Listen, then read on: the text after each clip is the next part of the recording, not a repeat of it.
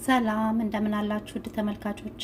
እኔ እግዚአብሔር ይመስገን በጣም ደህና ነኝ። ዛሬ ይዤላችሁ የቀረብኩት በጣም ቀላልና ጣፋጭ የሆነ ላዛኛ እንዴት አድርጌ ቤት ውስጥ እንደማዘጋጅ የሚያሳይ ቪዲዮ ነው። እንደምትወዱት ተስፋ አደርጋለሁ። አብራችሁን ቆዩ።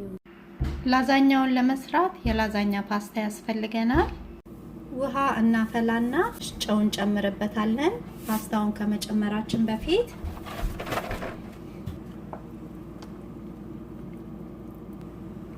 ከዛም የፈላው ውሃ ውስጥ ፓስታውን እንጨምረዋለን።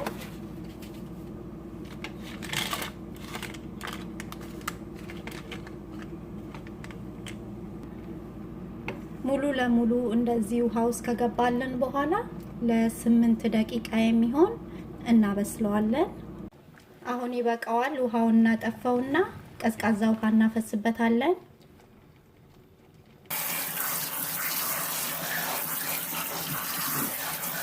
ስጎን ለመስራት የተጠቀምኩት የተፈጨ ስጋ፣ ቲማቲም፣ አንድ ትልቅ ሽንኩርት፣ 6 ፍሬ ነጭ ሽንኩርት፣ ጨው፣ የቲማቲም ድልህ፣ ዘይት፣ አንድ ሻይ ማንኪያ ቁንዶ በርበሬ፣ 40 ማንኪያ ቤዝል ነው የተጠቀምኩት፣ ደረቅ በሶ ቢላ።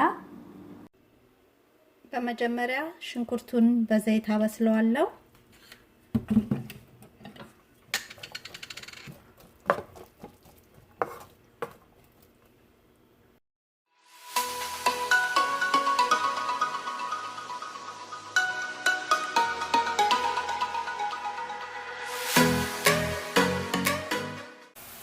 ሽንኩርቱን ይሄን ያህል ከጠበስኩት በኋላ አሁን ደግሞ ስጋውን ጨምረውና ከስጋው ጋር አበስለዋለሁ።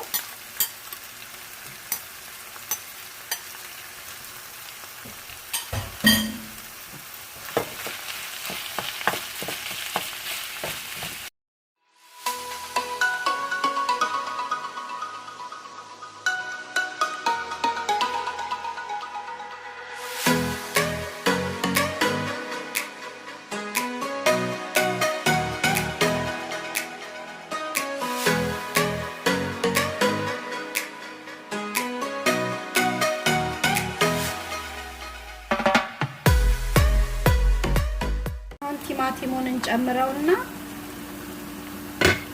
አብረን እናበስለዋለን። እኔ ፍሬሽ ቲማቲም ነው ከትፌ ያዘጋጀሁት። ከፈለጋችሁ የጠርሙሱንም ሆነ የቆርቆሮ መጠቀም ትችላላችሁ።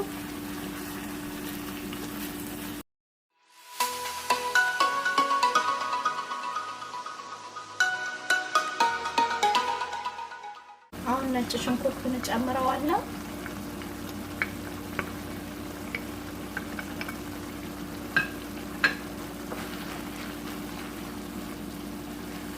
እና የቲማቲም ድልሁን እጨምራለሁ። በርበሬ መጨመር የምትፈልጉ በርበሬ መጨመር ትችላላችሁ።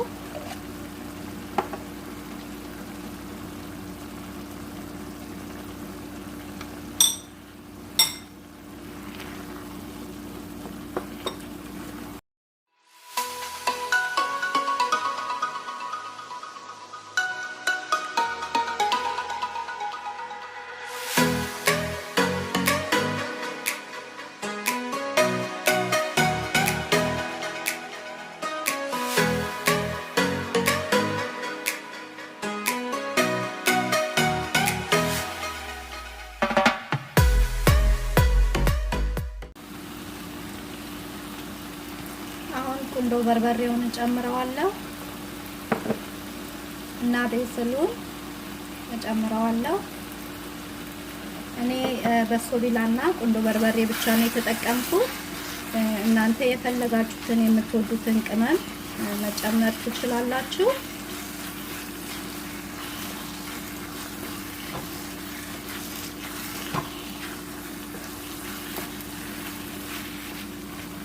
ጨው ጨምራለሁ።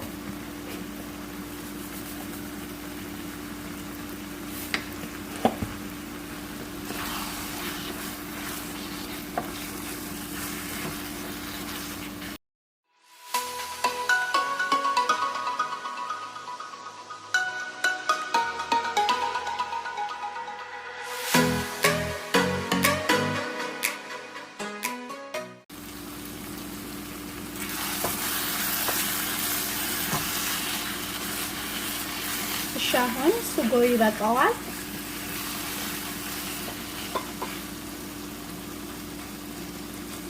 ነጭ ሶስ ስለሚያስፈልገን ነጭ ሶሱን እናዘጋጃለን። ነጭ ሶሱን ወይም በሸሜሎን ለማዘጋጀት የተጠቀምኩት 4 የሾርባ ማንኪያ ጨው የሌለው የገበታ ቅቤ፣ 4 የሾርባ ማንኪያ ፍርኖ ዱቄት፣ ግማሽ ኩባያ ቺዝ፣ ሩብ የሻይ ማንኪያ ቁንዶ በርበሬ፣ 2 ኩባያ ወተትና ትንሽ ጨው ለጣዕም የተጠቀምኩት። ቅቤውን ብረት ድስት ውስጥ አድርጌ እሳቱን ቀነስ አድርጌ አቀልጠዋለሁ።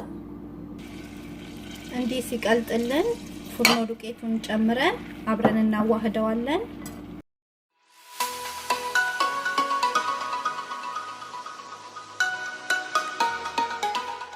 ካደልን በኋላ ወተቱን ጨምረን እንዳይጓጉልብን ቶሎ ቶሎ እያማሰልን እናበስለዋለን።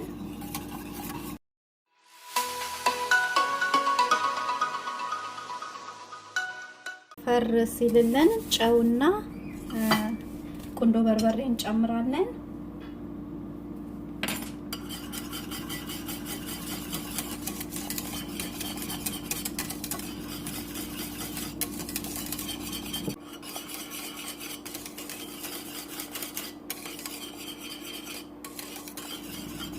አሁን ውፍረቱ ይበቃዋል።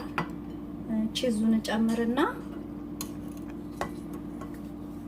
እሳቱን አጠፋዋለሁ።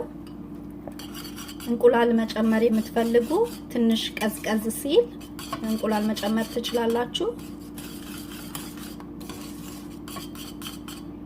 እና አሁን ይበቃዋል። እሺ በላዛኛ መጋገሪያችን ከስር የስጋ ሶሱን አደርግበታለሁ።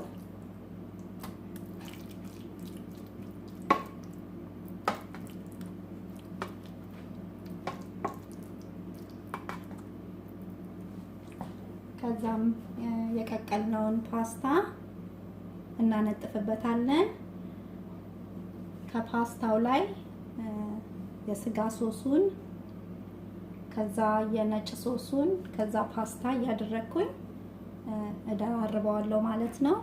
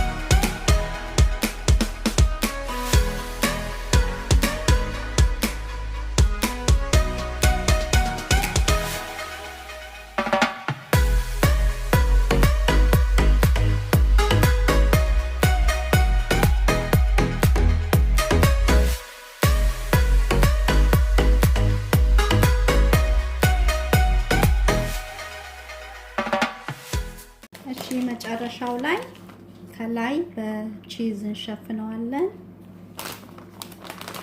እኔ የምጠቀመው ይሄንን ቺዝ ነው እና ሙሉ ለሙሉ በደንብ ሸፍኘው ኦቨኑን በ350 ዲግሪ አሙቄዋለሁ። ለ45 ደቂቃ የሚሆን አበስለዋለሁ፣ ወይም ደግሞ ላዩ ቅልት ያለ ቆንጆ ከለር እስኪይዝልን ድረስ ማለት ነው። ለ45 ደቂቃ አብስዬው እንዲህ ቆንጆ ሆኖ በስሎልኛል። አሁን አወጣዋለሁ። ሽታው በጣም ነው ደስ የሚለው። አሁን ደግሞ ቆርሰን እናየዋለን ውስጡን።